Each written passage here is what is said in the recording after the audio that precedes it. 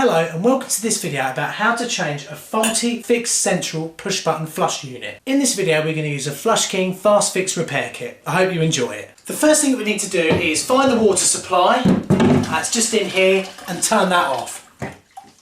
Once we've turned the water off, we need to gain access to the inside of the cistern. A lot of top fixed push button units need their button popped off and then there'll be a screw under there that you can undo. This has a flexi underneath it so we can just lift it off, but sometimes you'll be able to lift the cistern off and find that you can unscrew and remove the button from underneath. And as you can see, this is the type that we can unscrew and remove from underneath. Now that we've got the lid off the cistern and we've removed the old button, what we need to do is get the water out of the cistern.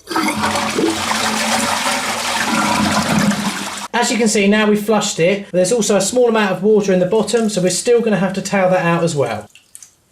Now that we've got the water turned off and the cistern is empty, we have to go about trying to remove the cistern from the toilet itself. Most cisterns have two screws at the back that go into the wall and then two butterfly screws at the bottom that hold the cistern on. What we're going to do now is get those removed. We're going to lay a towel on top of the toilet then so we can lay the cistern on top of it and work on it. This sort of toilet has bottom screws that go through the cistern and through the top of the toilet. Then there's a screw and a nut that clamp up together. Make sure you get a nice long slotted screwdriver and pop that down onto the slot at the top of this nut here. Then get your hand down underneath and undo the nut. If you've got the different clamp type, you'll have to remove the two wing nuts on the bottom and then the cistern will be able to come off.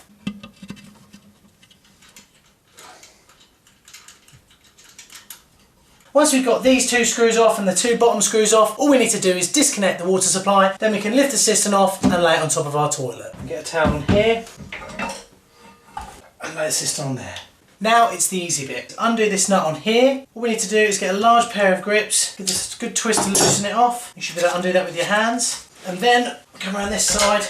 We can easily pull out the old flush unit and throw that away. Now it's a good time to check the condition of the donut. That has to sit there and we'll seal up around the bottom of our cistern. Also, if you've got the different type of clamp, we have the metal clamp that goes around here and the wing nuts on the bottom, you might also want to think about changing that now. Right, so now we're going to debox our new unit. We've got our new button with adjustable legs that push down. On the flush unit paddles here. On the bottom of the flush unit we've got a new rubber washer. We've got a sealing nut to tighten that up onto the bottom of the cistern. We've also got another rubber seal that we can change for this one here for a different size cistern outlet. So all we need to do is spin round our toilet and then we insert it so our automatic overflow is the opposite side of the cistern to the fill valve. Now you may notice here that our thread kind of hovers in the middle of this larger hole. That's why we can replace this washer here and pop this one on for a much better fit. As you can see, that's a much better fit. Now we can pop on our nut, tighten that up by hand and then give it a little nip up with your grips, but don't over tighten it. Remember, there's a really large, very thick rubber washer there, so it'll only need a slight tighten and that should easily create a watertight seal. Once you've got this bit done, it's a good idea to make sure that these two nuts are still nice and tight. Obviously, if you've got the clamp version, these two won't be there, but right now that's a great idea. If you find you've got a problem with these two nuts, Flush King also produce a little repair pack for those. And now we can lift it back in to position. Make sure when you do this that the sealing donut doesn't move out of place. Now we've got the toilet back in position, we can redo our two bottom nuts, re-tighten them up, we can re-screw in our two top screws, and also we can reconnect the water supply. What we do next is adjust the fill on the fill valve, but most importantly we adjust the amount of water that comes through on the half and full flush. If we look closely, on the side of the flush unit itself there are two sliding scales, one called half and one called full. Usually I'll set both of them in the middle and all that does is determine how much water is released from the cistern when you press either a half or a full flush. After a couple of days you might think one or the other isn't adequate, and it's very easy to move the dipper up and down with a plus or minus sign to get the flush that you require. And I'll just twist this round back into this position ready for our buttons.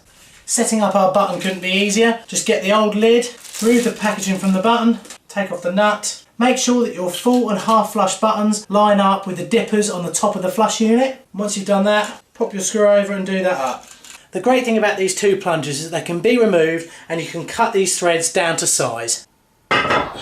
You've seen how easy it was to get that in. All I have to do now is turn the water on, test the flushing capability and also test for leaks.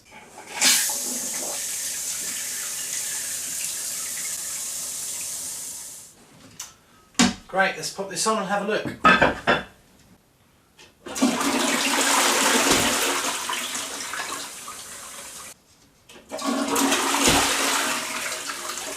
I've now given the toilet a few flushes and there's no problems. I'm just adjusting the flush to what I want it. You now don't even have to worry about having an external overflow because these flush units have it built in. If this valve fails, the water will go into the internal overflow and flow down the toilet, letting you know that there's a problem. So there we go, we've quickly changed over our flush unit for a fixed top button flush unit. We've adjusted the buttons, we've adjusted the flush. We're going to save more money now, and also we've got our integral overflow as well, which makes the system a load more safer. I hope you've enjoyed this instructional video and you've learned something, and thanks very much for watching. Bye bye.